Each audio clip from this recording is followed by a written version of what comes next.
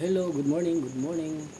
Time check is 4:13 in the morning. Wala po tayong tulugan kasi nga nagbabantay tayo sa paglanding ni Tino. Baka anong mangyari kasi nandito kami sa gilid ng dike eh. So talagang wala talagang tulugan kasi nagmamasid tayo.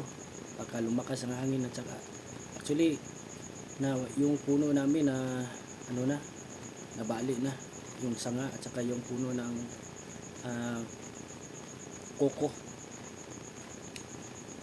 yung na tamaan ng kidlat ito sa amin.